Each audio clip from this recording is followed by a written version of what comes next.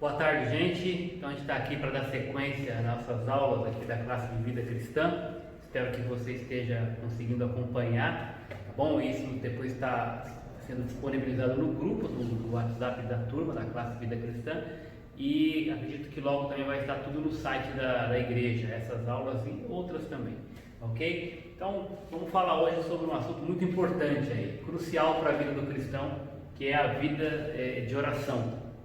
Aliás, nesses dias de pandemia, onde a gente não pode abraçar, não pode beijar, não pode tocar, a melhor maneira de tocar em alguém, e essa sempre foi, né? Nós estamos aprendendo ainda mais agora a importância, né, da oração, é exatamente essa a melhor maneira de chegarmos e tocarmos em alguém. A melhor maneira de abraçarmos uma pessoa é orando por ela, né? Muito bem. Então vamos olhar um pouquinho sobre essas questões que envolvem a oração nas Escrituras. O significado da palavra. Você sabia que em latim essa expressão significa falar, simplesmente falar ou expressar um pensamento? O verbo, né? A palavra oração significa falar ou expressar um pensamento. Você já avaliou o privilégio que nós temos de poder falar com Deus? A gente pensa em oração às vezes de uma forma tão, como é que eu vou dizer, corriqueira, né? Tão no automático, mas você já pararam para pensar que nós temos um privilégio, enquanto nós oramos, nós estamos falando com o próprio Deus, o Criador de todo o universo, o soberano. Você entra em contato com Deus na oração. Já parou para pensar no privilégio que é isso, poder falar com Deus, nos comunicar com Ele? Muito bem, há quem diga que a Bíblia, as Escrituras, ali, enquanto nós lemos, Deus fala conosco, e quando nós estamos orando, nós falamos com Ele. Muito bem, então, já que isso é tão importante, a pergunta é, por que então nós devemos nos aproximar de Deus por meio de Jesus? E por que as nossas orações devem ser feitas em nome de Jesus? Né? Claro que não necessariamente recitar a frase no final, né? Em nome de Jesus, amém. Mas ter a consciência, né? E ter essa predisposição de entendimento no coração e na mente de que a sua oração está sendo feita ou deve ser feita em nome de Jesus. Né? Por que isso? Vamos ver esses dois textos aí, 1 Timóteo 2,5, o texto diz assim: porque há um só Deus e um só mediador entre Deus e os homens, o homem Cristo Jesus. Então, essa questão da mediação de Cristo, nós chegamos a Deus Pai pelo Espírito Santo, mas porque Jesus abriu esse caminho. Quando Ele morre, o texto de Hebreu vai dizer que Ele rasga o véu, e esse acesso do homem pecador até Deus Pai não precisa mais ser feito por um sacerdote, né? Ele agora, o homem, por causa do sacrifício de Jesus, tem acesso direto a Deus, mas lembra, por meio de Cristo. É interessante, né, nós olharmos, tem mais um texto que aponta para isso, né? Jesus está dizendo aqui: eu farei o que vocês pedirem em meu nome, para que o Pai seja glorificado no Filho, ou seja, em meu nome, ou seja, de acordo com a minha vontade, de acordo com o padrão do caráter santo de Deus. Muito bem, uma ilustração que eu acho legal sobre isso, quando eu era pequeno, a gente, não sei se já aconteceu isso com você, mas geralmente você ia, né, até o barzinho da esquina, como a gente falava, a venda, né? Buscar lá algumas coisas para casa, né? Ou comprar alguma coisa. Geralmente você era mandado para comprar arroz, comprar feijão, comprar açúcar, comprar, enfim, qualquer coisa para mantimento, ou mesmo que você fosse comprar um doce, né? E aí você chegava diante da dona do bar ali, né, o dono da venda, e dizia assim: eu quero 1 quilo de arroz. Só que, obviamente, você criança, chegando ali no dono do bar, pedindo 1 quilo de arroz, ele vai falar: mas quem é você, né? Você é uma criança, você não tem condição de bancar essa palavra, você não tem nem renda. Mas quando eu chegava ali, eu tinha que usar uma frase que abria todas as portas, né? O que eu dizia? Eu falava, meu pai pediu para eu levar 1 quilo de arroz. Então, quando eu ia em nome do meu pai, a história era outra. Por quê? Porque o dono do bar sabia, né, que, obviamente, a responsabilidade por aquela compra não era da criança que estava ali comprando, mas era do pai que enviou aquela criança. Então, quando eu pedia em nome do meu pai, quando eu me pronunciava em nome do meu pai, as portas se abriam. Por quê? Porque o dono da venda conhecia meu pai, sabia que era um senhor adulto, responsável, que teria condições de cumprir com aquele pedido, né? Se não pagasse ali na hora, podia pagar outro dia, né? Então, é interessante quando você chega e alguém diz assim, você é o filho do fulano de tal, né? Então, o pai te dá, né, esse respaldo, né? O nome do pai respalda o filho, nesse sentido. Por outro lado, quando você também faz alguma coisa errada, eles vão dizer, não é aquele menino não é o filho do fulano de tal. Então, a responsabilidade cai também no nome do pai, né? E por isso que quando nós chegamos até Deus para pedir alguma coisa para o dono da venda, então nós temos que orar, não no nosso nome. Quem sou eu para conseguir alguma coisa de Deus com o meu próprio mérito, através do meu próprio nome ou esforço? Mas quando eu chego diante de Deus, eu devo chegar em nome de Jesus. É por Ele, por causa dele, por causa do que Ele fez por mim, que o véu se rasgou e agora eu posso entrar na sala do trono de Deus e fazer os meus pedidos, as minhas orações, em nome de Jesus. Então essa é a ideia, né? Eu estou chegando aqui com a autorização e autoridade que Cristo me deu nele, por causa do sacrifício dele.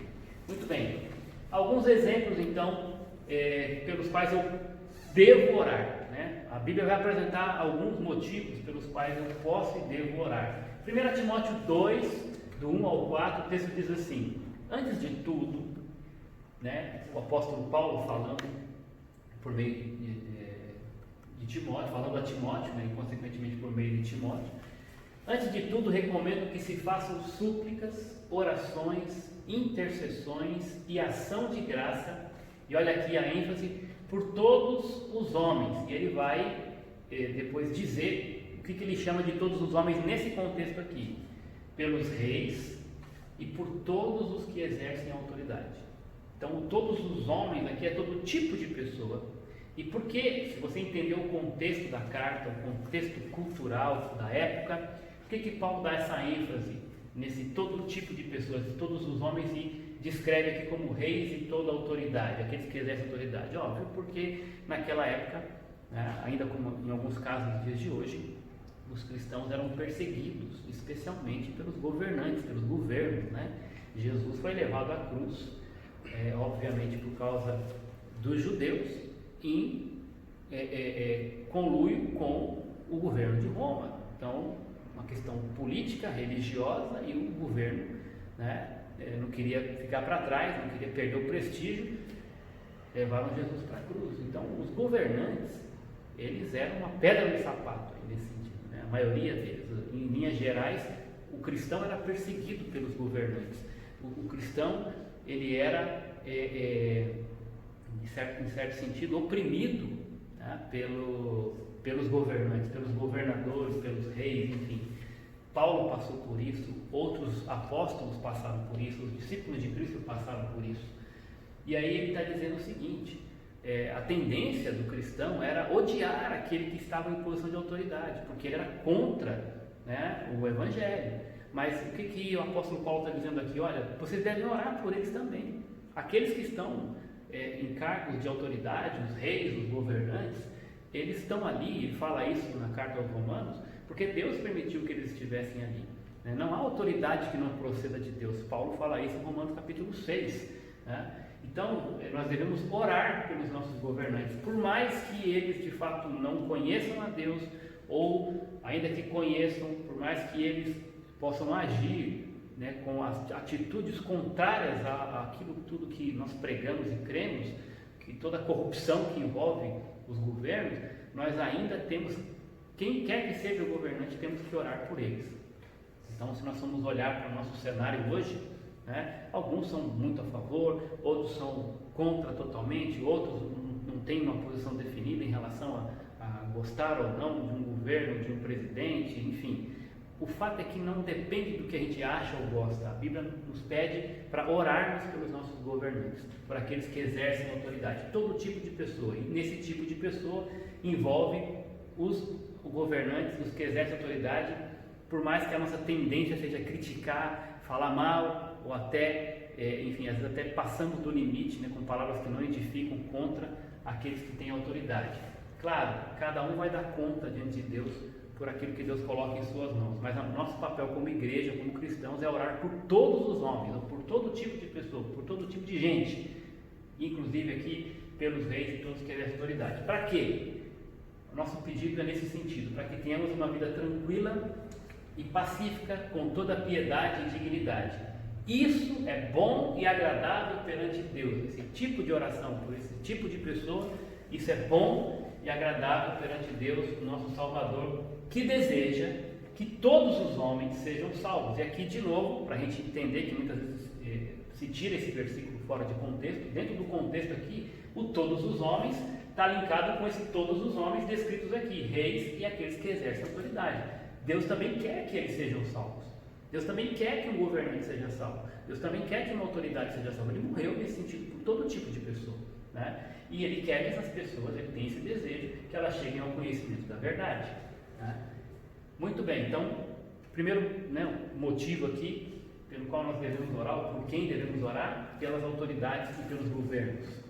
Outro texto, em Mateus 6, o famoso texto da oração do Pai Nosso, nós oramos para que venha o reino de Deus, e aqui é um aspecto não só escatológico, do reino que ainda vai se estabelecer completamente, mas também do aspecto hoje eclesiológico. A igreja, ela é o reino de Deus, o agente do reino de Deus na terra, né? Nós, como corpo de Cristo, vivemos aqui, nós não somos deste mundo, né? O nosso rei é Jesus.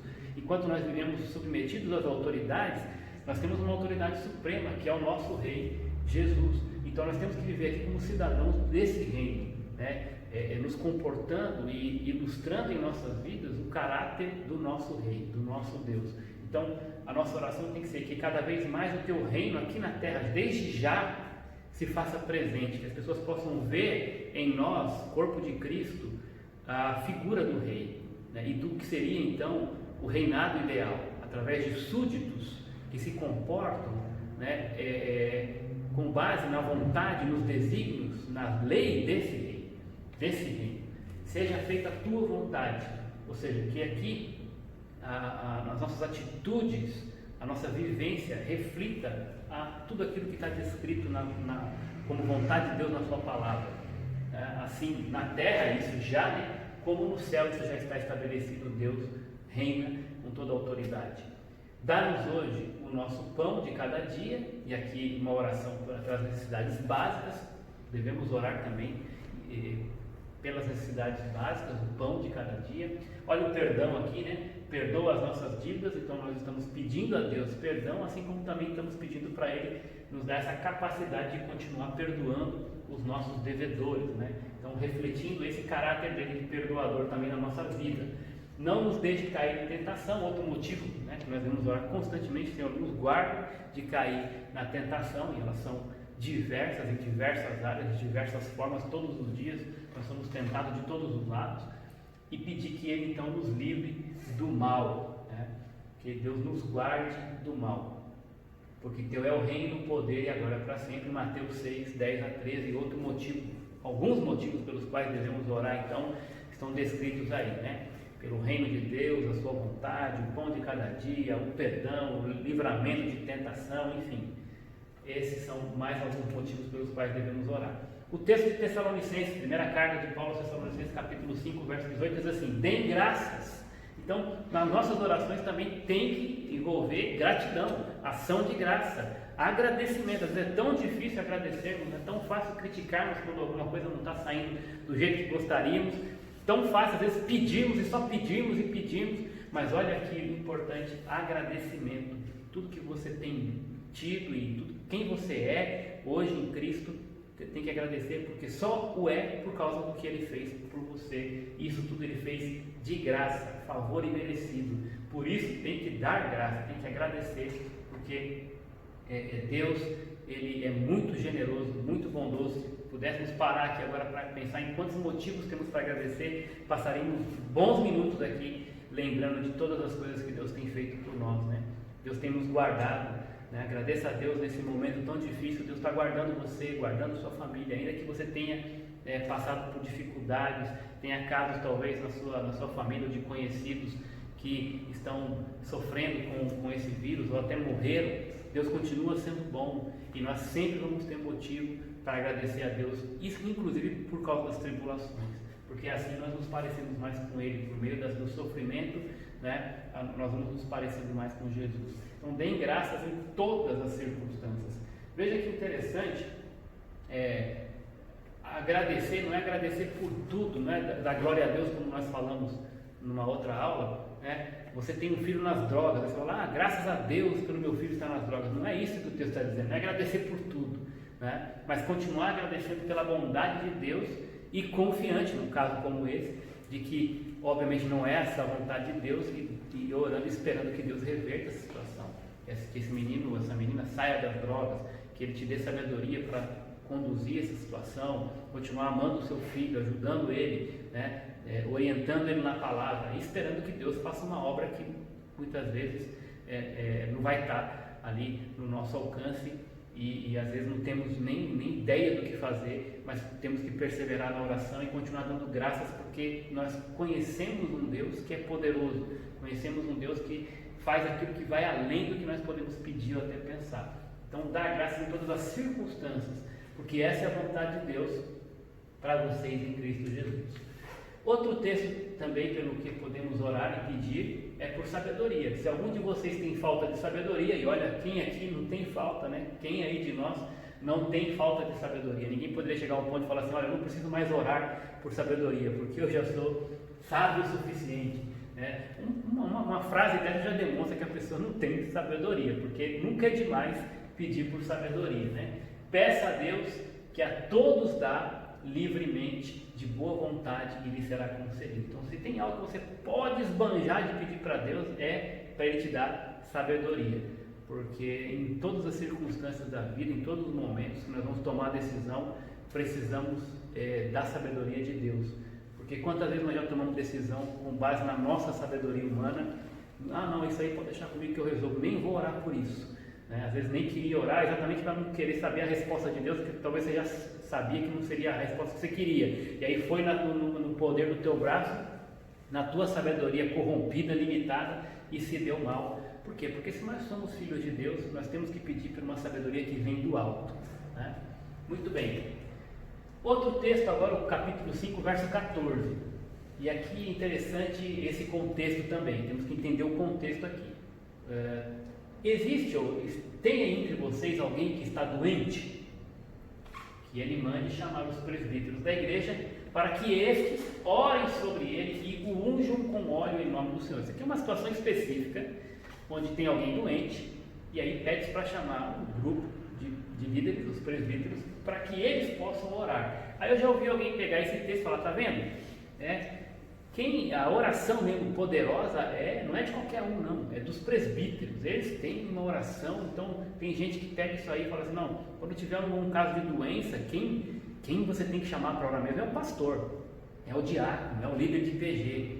Gente, vamos entender o contexto aqui, né? É óbvio que havia uma pessoa acamada, mas isso ia além de uma doença simplesmente física. Dentro do contexto ali, se vocês verem com calma, né? Até o contexto que vem aqui após, né, versos 15 daí para frente, aparentemente havia pecado envolvido, como aquele que Davi fala no Salmo 51, enquanto eu calei o meu pecado, os meus ossos envelheceram. Parece que o fato dele de ter pecado não confessado e conhecendo a Deus, aquilo foi trazendo um mal no coração dele, e depois aquilo passou para o corpo, né? E o que acontece aí, né? Às vezes tem coisas que a gente faz que são pecaminosas e aquilo fica martelando, e a gente fica remoendo com orgulho, com algum tipo de pecado que nos impede de pedir perdão, de confessar, e aquilo vai fazendo mal para o nosso corpo. E é provavelmente o que aconteceu aqui, porque esse irmão, né, é bem possível que dentro do contexto estava com alguma pendência espiritual, aquilo começou a fazer mal para o corpo dele, e aí então não bastava apenas um remédio, mas precisava, carecer o quê? Que a igreja fosse até ele, para que ele pudesse ter a oportunidade de receber uma oração, confessar aquele pecado, e a oração, como vai dizer no contexto, vai salvar o enfermo. E aí salvar em que sentido?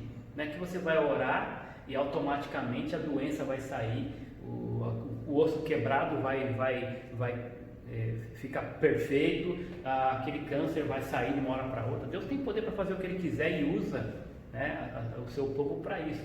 Mas dentro desse contexto a ideia é que, primeiro, essa pessoa precisa tratar aquilo que é mais importante do que algo físico, é o espiritual. Então, confessando, orando por ele, né, essa pessoa então poderia estar liberta desse pecado e, consequentemente, aqui também tem um aspecto da unção com óleo. O óleo, ele tinha também essas características medicinais, né? Então, provavelmente, se era uma ferida, então essa ferida, eles não tinham toda a tecnologia que nós temos hoje, né, em termos farmacológicos e tal. Então, o que eles usavam, por exemplo, quando tinha uma ferida, para não ficar cheirando muito forte? Um óleo aromatizado. Então, o óleo não só aliviava a dor, como também o odor.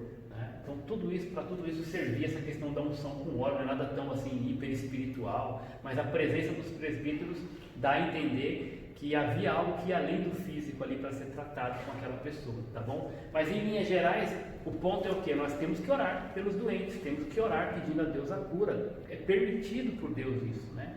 É orar por cura, orar por restauração, não só física, mas especialmente espiritual. Muito bem, Filipenses 1:9, Paulo ora para o que? Olha que interessante, para que o amor de vocês aumente. Então, Paulo orando para aumento de amor, né? E em uma outra passagem da Escritura, o texto diz que nada você deve ficar devendo para alguém a não ser o amor, né? Então, o amor tem que aumentar. Você tem que pedir algo em termos de débito na conta, né? Para você ter crédito na sua conta é de amor, né? Então, Senhor, faz aumentar o meu amor e faz aumentar o amor dos meus irmãos, porque se isso acontecer, à medida em que Deus vai atendendo esse pedido, as coisas vão ficando mais fáceis, né? Porque muitas vezes problemas não são resolvidos, ou eles até surgem no meio da igreja e da família, de uma maneira em geral, por falta de amor. Muita coisa seria resolvida e evitada se tivesse mais amor uns pelos outros. Pode parar para prestar atenção. Pega todos os problemas que você tem aí com pessoas, enfim, situações que você tem para resolver. A pergunta é, se lá atrás eu tivesse tido, ou alguém tivesse tido comigo mais amor, chegaria no ponto que chegou? Provavelmente não. Então ore por isso, para que o amor aumente, o nosso e o dos outros, da nossa família, do nosso cônjuge, dos nossos filhos, dos nossos pais, da igreja, do mundo que conhece a Deus, porque aqueles que não conhecem a Deus não podem amar como Deus ama, né? A oração por estes é por salvação, essa que nós temos que orar, né? Que o amor de Deus salvífico chegue no coração dessas pessoas e na vida delas, e Deus pode nos usar para isso também, né? Então, que cada vez mais esse amor aumente em conhecimento e em toda a percepção, ok? Muito bem, então, para que nós já vimos diversos motivos pelos quais nós devemos e podemos orar. Agora, é de qualquer jeito? Deus aceita qualquer oração, qualquer um nesse sentido, né? Como é que deve estar meu coração?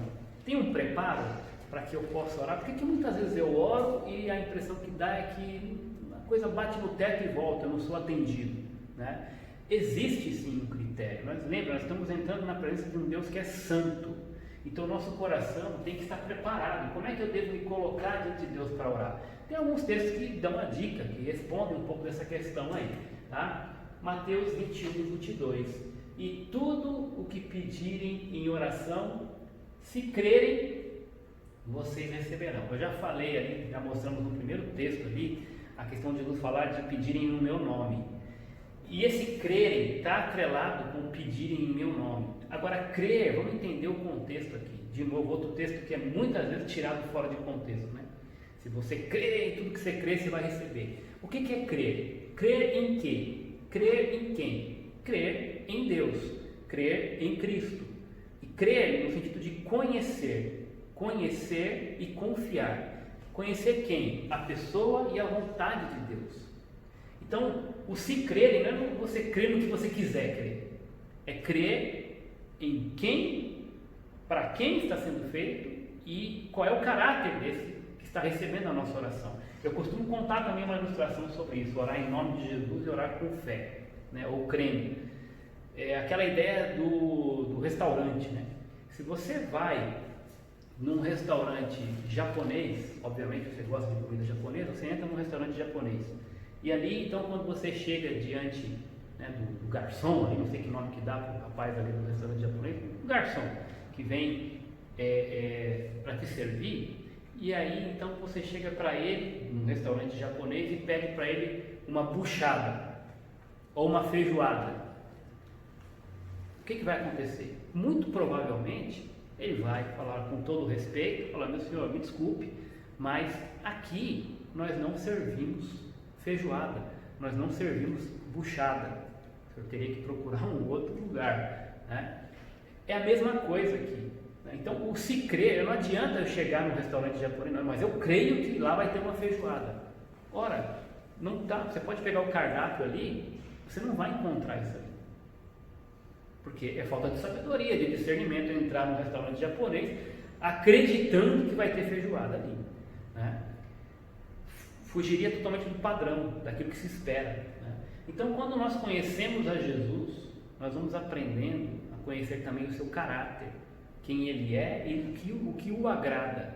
E, obviamente, se ele tem que conceder algo a nós por meio da oração, ele só vai conceder aquilo que, obviamente, compactua com o seu caráter, aquilo que está relacionado à sua santidade, à sua bondade, à sua fidelidade, à sua justiça. Deus não vai nos dar nada que não seja do agrado dele, né? Que não esteja relacionado, que não esteja atrelado ao seu próprio, à sua essência, tá? Então, o se crerem se vocês conhecem de fato para quem vocês estão pedindo e qual é a vontade dele, vocês vão receber, né? Então, a ideia é o seguinte: quando nós chegamos diante de Deus para orar, eu tenho que entender o que está no cardápio, e o cardápio é a Bíblia. Eu não posso pedir nada para Deus que a Bíblia, a própria vontade de Deus estabelecida ali, condene, tá? Então, é como se eu estivesse chegando num restaurante de comida japonesa e ali eu tenho o cardápio. Eu posso pedir o que for, eu vou receber, desde que esteja ali. Eu não posso pedir nada que seja contrário, né, à essência daquele local, do que eles servem ali. Então tem muita gente achando que vai pedir o que quiser e Deus tem que dar, porque eu sou filho. Não, nós mesmo como pais, meu filho pequeno, se eu fosse dar tudo para ele que ele me pedisse, talvez ele não estaria nem vivo hoje. E nós como pais sabemos o que nós podemos dar aos nossos filhos, né? E muitas vezes o não, né, ele é abençoador. Então Deus vai responder sua oração de 3 formas basicamente: sim, não e espere. Agora, se você estiver pedindo de acordo com o cardápio, creia que Deus te ama e Ele tem prazer em te abençoar. Agora, se for fora do cardápio, nem adianta pedir, porque não está de acordo com a vontade de Deus, né? Você já sabe isso.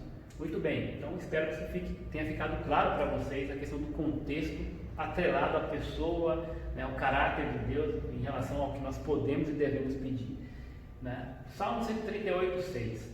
Embora esteja nas alturas, o Senhor olha para os humildes. Então tem a questão de crer, mas tem a questão também do nosso coração estar humilde. Eu não vou chegar diante de Deus como aquele que vai reivindicar o líder de sindicato, colocando como se fosse colocar Deus contra a parede, dizendo: o Senhor tem que me dar, como alguns dizem aí, né? Eu determino isso ou aquilo outro. Peraí, quem é o Deus aqui, né? É Ele. Eu tenho que chegar diante de Deus numa oração com atitude humilde: Senhor, se eu estou aqui, é pela Tua graça. Se eu posso entrar na Tua presença, é por causa do sangue de Jesus.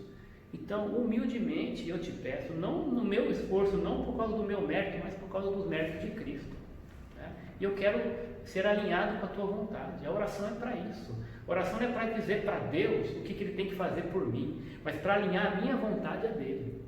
Então, eu tenho que ser humilde. né? O Senhor olha para os humildes e de longe reconhece os arrogantes. Então, se você chegar para orar com arrogância, Deus não vai te ouvir, porque isso é pecado, né? O Senhor está perto dos que têm o coração quebrantado e salva-os de espírito abatido. Então, também aqui a mesma ideia: humildade, quebrantamento, reconhecer que eu não sou nada, me humilhar diante de Deus, entrar na presença do Rei, né, com aquela ideia de reverência, né, de joelhos, não necessariamente na postura, mas o coração ali quebrantado diante de Deus. Essa é a postura correta, de coração correto, para que nós possamos orar na expectativa de que Deus vai nos ouvir. Muito bem. O que nos impede, então? O que impede que as nossas orações sejam respondidas? Eu acredito que, de acordo com o que nós já temos falado até aqui, você tem uma ideia do que possa nos impedir, né? O que nos impede? O que impede que a nossa oração seja respondida? Olha só que interessante, Isaías 59, Deus vai falar para o seu povo assim: o braço do Senhor não está tão curto que não possa salvar, e o seu ouvido tão surdo que não possa ouvir. Vejam isso. Mas as suas maldades separam vocês do seu Deus, e os seus pecados esconderam de vocês o rosto dele, e por isso ele não os ouvirá.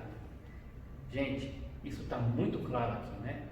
O povo de Deus chegando até ele, orando e não sendo atendido ou respondido. Por quê? Não porque Deus tem braço curto, não porque Deus tem ouvido, né, que não possa ouvir, está com cera. Não, ele está dizendo que Deus está pronto para ajudar, pronto para ouvir, mas o que acontece? As maldades, os pecados de vocês faz com que Deus não os ouça. Deus não vai compactuar com pecadores.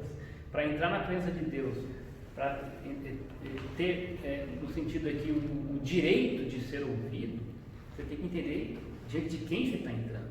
Imagine se você fosse ter uma reunião hoje com o governador do estado ou com o presidente da república, e você chegasse diante dele com roupas sujas, maltrapilho, né? Chegasse de chinelão, você não seria nem recebido, né? Eu estou fazendo uma comparação grosseira, mas a ideia é que tem uma postura de santidade, de pureza. Você tem que estar entrando na presença de Deus. A primeira coisa que você vai fazer é: Senhor, confessar os seus pecados, me perdoa, Pai, né? Eu não sou digno, eu quero confessar. E aí se preparar diante de Deus para que possa pedir alguma coisa. Então, por que vocês não são ouvidos? Por causa dos pecados, das maldades, obviamente aqui não confessadas, não reconhecidas e confessadas e abandonadas diante de Deus, tá? Faltava arrependimento para o povo aqui. E arrependimento é um tripé, né? Pensa aí no tripé, né? Você reconhece que errou, confessa o erro e deixa o erro, tá? Isso tem que estar no teu coração. Deus faz essa leitura do coração. Tem gente que vai ali fazer oração falando frases de arrependimento, mas Deus sabe que lá no fundo a pessoa não está arrependida, ela só está falando da boca para fora, e Deus não vai ouvir, né? Porque Ele é Deus, Ele conhece, Ele faz a leitura do nosso coração melhor que nós mesmos. Salmo 66, 18 a 20. Se eu guardasse, se eu escondesse, né, se eu acalentasse o pecado no coração, o Senhor não me ouviria, mas Deus me ouviu, deu atenção à oração que lhe dirigi. Olha, por que Deus ouviu e deu atenção? Porque Ele não acalentou o pecado, não escondeu, não guardou, até porque é inútil, né? É ignorante demais alguém pensar que pode esconder alguma coisa de Deus. E o que Deus espera? Confissão. Quando nosso filho faz alguma coisa errada, uma vez eu cheguei em casa e peguei meu filho, o Heitor, pequenininho, com a boca toda verde, o dente todo verde, né? E eu olhei de lado, tinha daqueles giz de cera, né? Tudo ruído em cima do criado mudo. E aí eu perguntei, óbvio que eu sabia que não tinha como negar, eu, né, como adulto, dentro do meu discernimento, eu logo matei a charada, né? Boca toda verde, dente tudo verde, e o giz de cera em cima do criado mudo ali, todo ruído. O Heitor comeu o giz de cera, né? E aí eu falei, só que eu quero confirmar isso com ele. E aí eu fui até ele, mesmo sabendo, já poderia chegar e falar para ele, por que você comeu o giz e tal? Mas eu fiz uma pergunta primeiro, porque eu queria ouvir dele uma confissão. O que você fez, Heitor? Né? E aí ele olhou para mim e falou, nada, com a boca toda verde. Aí eu perguntei de novo, você comeu o giz de cera? Ele falou, não. E a boca toda verde. Ora, é assim que Deus nos vê diante do nosso pecado. Muitas vezes eu estou chegando para Deus com a boca toda verde e dizendo para Ele, não, Senhor, eu não fiz nada. Né? Então Deus quer que você confesse, não guarde o pecado, porque essa é a condição para Ele te ouvir, porque Ele sabe que você é pecador, Ele sabe que nós somos limitados. Então conta para Ele, se abre, Ele já viu, não tem nada que você possa esconder. Né? O relacionamento com Deus tem que ser assim, aberto e sincero, porque isso reflete o caráter dele. Pequei, Senhor, sim, de novo, fiz isso, me perdoa. E se não está conseguindo arrepender, conta para Ele também. Né? Senhor, não estou conseguindo, me ajuda. Né? Louvado seja Deus que não rejeitou a minha oração, nem se afastou de mim, nem afastou de mim o seu amor. Então Deus nos ama e por isso Ele quer que a gente confesse, não guarde o pecado no coração. Aí isso vai impedir que Ele responda a nossa oração. Tá? Outro texto de Tiago aqui, vocês cobiçam coisas e não as têm, matam e invejam. Olha o pecado aqui, cobiça, né? Assassinato, inveja, mas não conseguem obter o que desejam. Vocês vivem a lutar e fazer guerras, não têm porque não pedem. E quando pedem aqui, não recebem, porque pedem por motivos errados. Então o que impede, né, que a gente tenha a resposta de Deus para nossas orações? O nosso egoísmo, né? O nosso egoísmo e os pecados, né? Cobiça, inveja, aquela, né? Aquela necessidade de querer ser o primeiro, necessidade de querer mostrar superioridade, arrogância. Então, aqui, o que o autor está dizendo aqui, Tiago está dizendo? Vocês pedem e não recebem. Por quê? Porque pedem por motivos errados. De novo, está no restaurante de comida japonesa pedindo feijoada. Motivo errado. Está pedindo errado. Não está no cardápio. Por isso que Deus não vai dar, porque vocês estão pedindo para gastar em seus prazeres. Aqui não serve isso. Se o seu prazer é esse, não é aqui que você vai receber, não é de mim que você vai receber. É isso que Deus está dizendo para nós aqui. Muito bem, o próprio exemplo de Jesus. Pelo que, então, nós podemos observar aqui nesses textos, pelo que algumas coisas que Jesus, pelas quais Jesus orou, né? E também por pessoas, né? Por quem e pelo que Jesus orou. Né? Alguns textos, aqui tem várias situações que Jesus ora, mas eu separei alguns textos aqui para nós percebermos motivos, né, pelos quais ou pessoas por quem Jesus orou, tá bom? Primeiro Mateus 26, 39, Jesus orou por Ele mesmo, né? Então é interessante isso, né? Esse texto fala que indo um pouco mais adiante, prostrou-se com o rosto em terra e orou, e as palavras de Jesus são essas: meu Pai, se for possível, afasta de mim esse cálice, contudo, não seja como eu quero, mas sim como tu queres. E olha, nós vemos nessa oração verdades profundas aí, né? E é maravilhoso perceber como a Bíblia relata de maneira clara, né? Não esconde nada, até porque é óbvio, né? Deus é perfeito, não tem por que esconder. Jesus está orando aqui, fazendo um pedido, mostrando o desejo dele, né? Enquanto pessoa. Afasta de mim esse cálice. Agora, o cálice que ele está se referindo aqui, se nós entendemos o contexto, não está falando aqui necessariamente, ou primordialmente, do sofrimento na mão dos homens, de ser chicoteado, né, de ser envergonhado, cuspido, exposto ao escárnio, à vergonha ali pública, né? Ele não está falando das dores físicas necessariamente, né? Da coroa de espinhos, ok? Ele não está falando disso. Isso aqui não é o cálice que ele está se referindo aqui. Para mim, e obviamente é uma conclusão que eu chego lendo outros autores, entendo que isso é bem coerente no contexto. O cálice que Jesus refere-se aqui encontra-se nas palavras dele na cruz, quando ele, num determinado momento, antes de entregar o seu espírito, o pecado de todos nós vem sobre ele ali na cruz, porque foi por isso que ele morreu lá, né? Isaías fala sobre isso, ele levou sobre si as nossas dores, o castigo que nos traz a paz estava sobre ele, pelas suas feridas nós somos sarados. Então, quando o pecado do mundo inteiro vai sobre ele, acontece ali algo extraordinário e triste, né?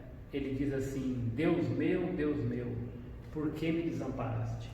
Então, Jesus passou e sofreu algo que nós nunca vamos entender, por causa do amor exatamente de Deus por nós.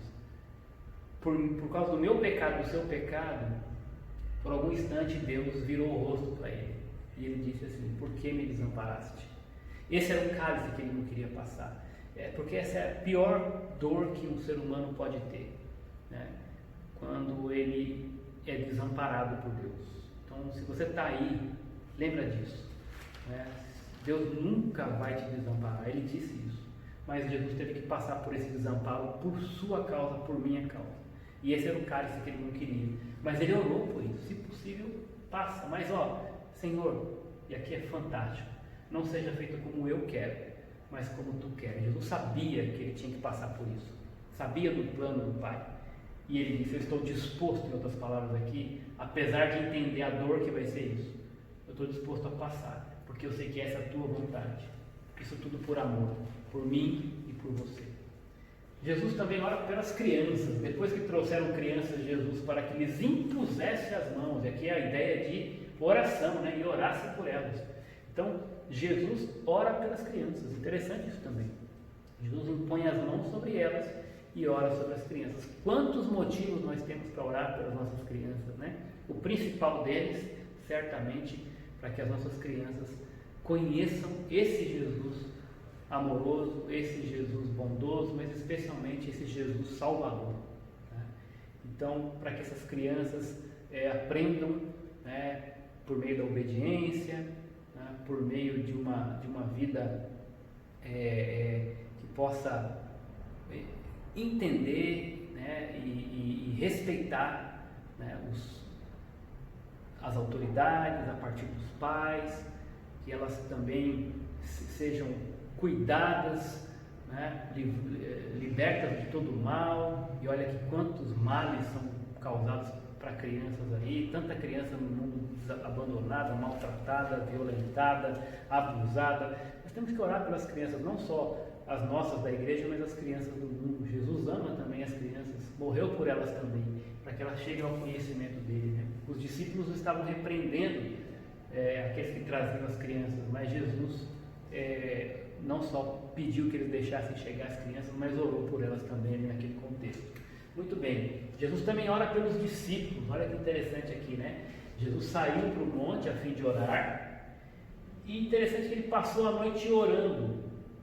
Aqui nesse versículo não fala pelo que ele orava, mas depois que ele orou, nós entendemos o porquê, né?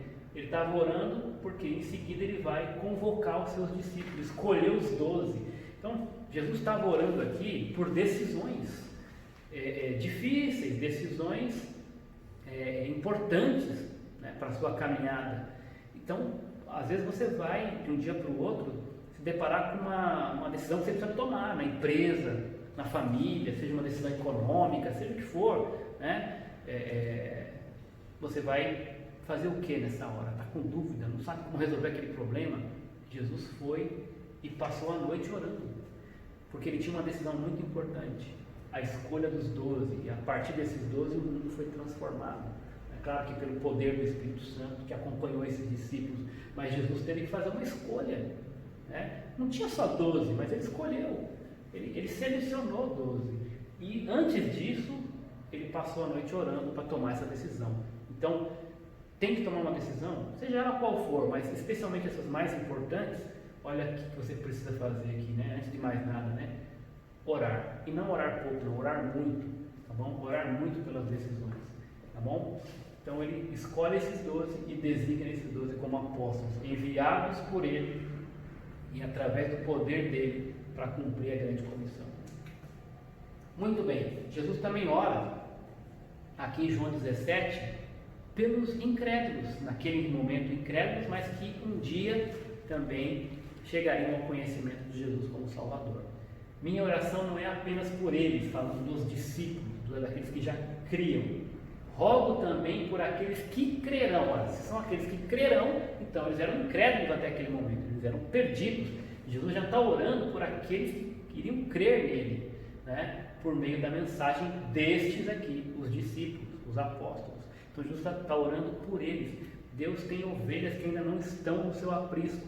Quem sabe, talvez aí, uma dessas ovelhas esteja do seu lado, seja na sua família, na sua vizinhança, enfim, no seu trabalho, na faculdade.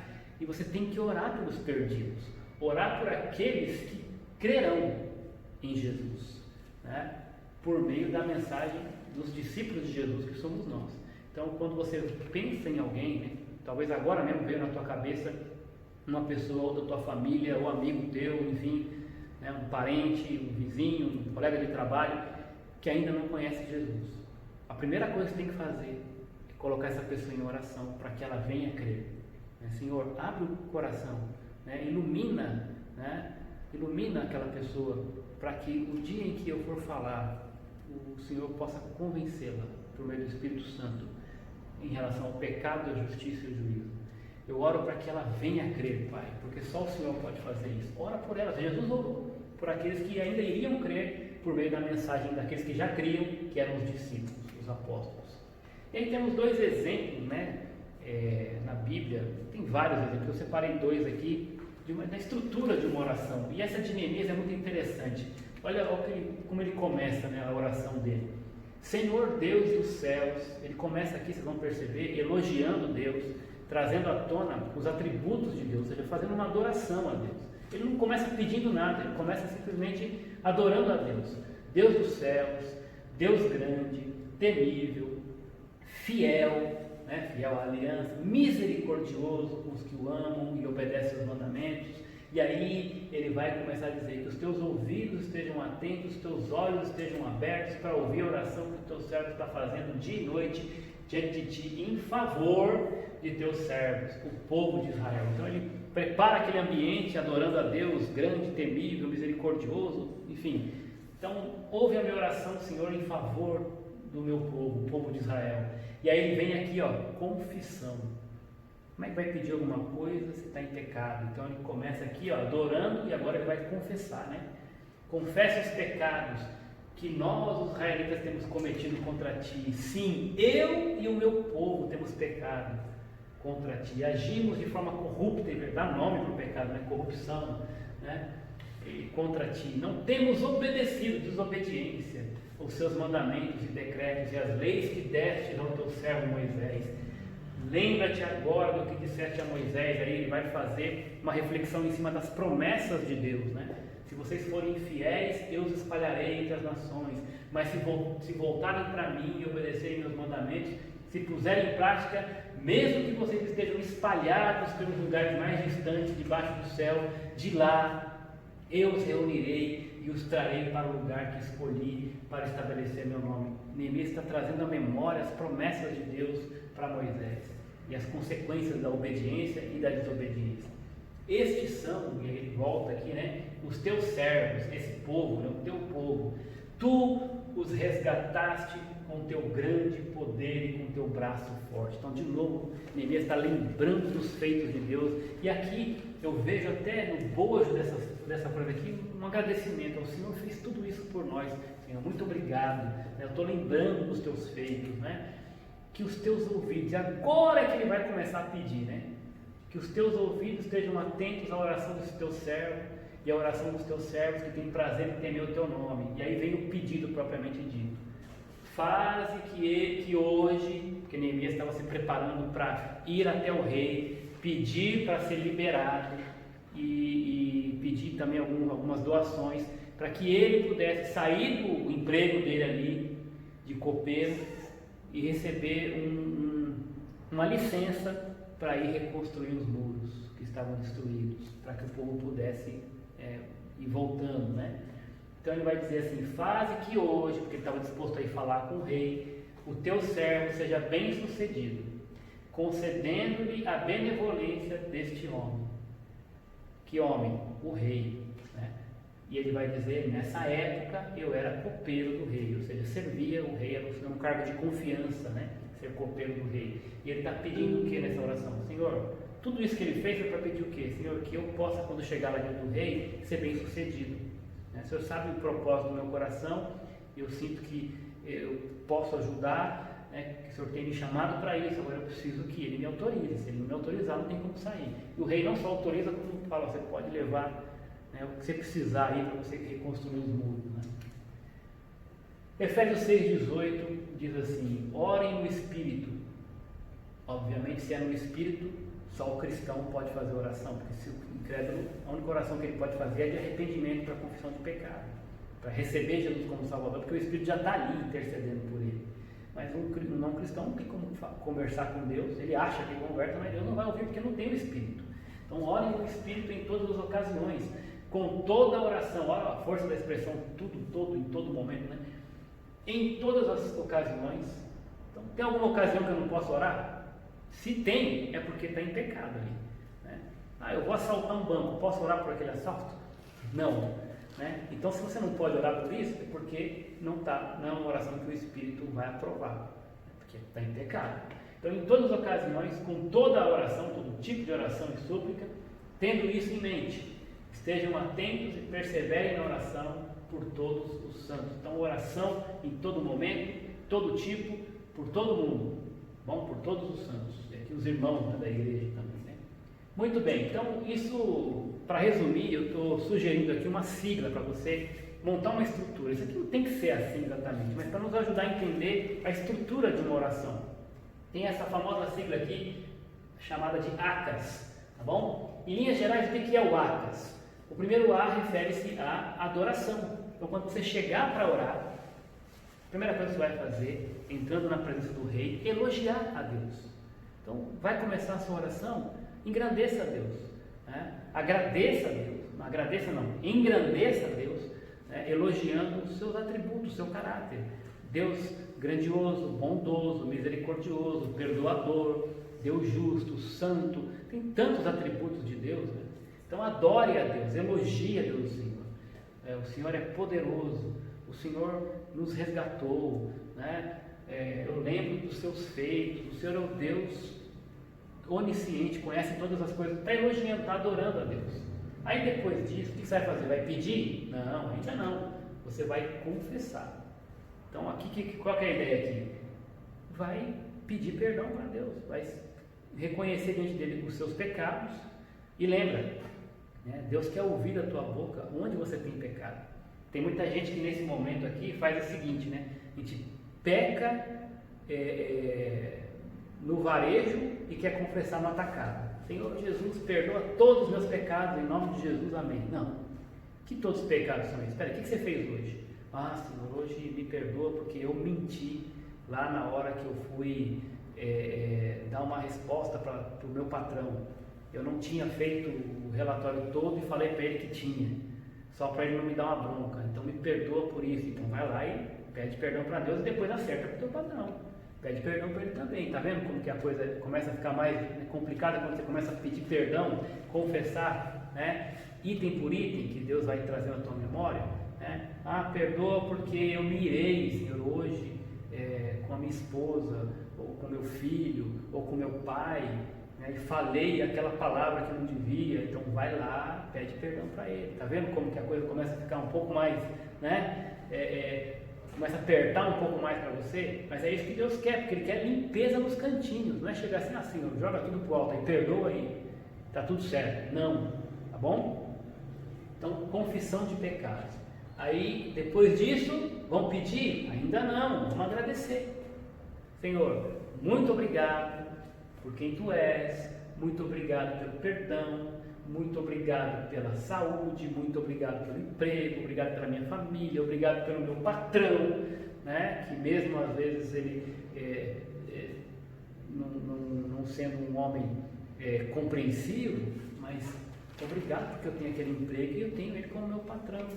Obrigado porque eu tenho essa minha esposa, às vezes ela também me contraria, mas obrigado pelo meu marido, obrigado pelo meu filho, enfim, agradecimento, tem tanta coisa para agradecer, obrigado pelo pão, pela chuva, pelo sol, né?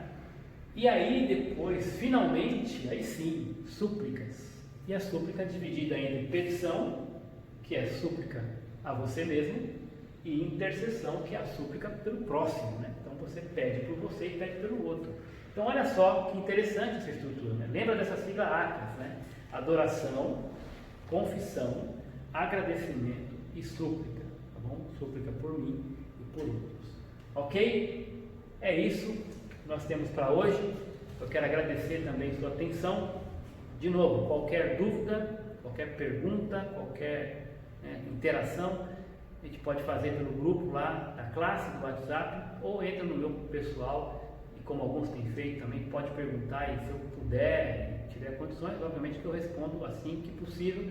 Senão a gente vai pesquisar e vai trocar ideia e tentar arrumar a resposta aí, né, com outras pessoas, enfim. A gente está junto como corpo para ir nos ajudando uns aos outros. Muito obrigado, Deus abençoe a todos.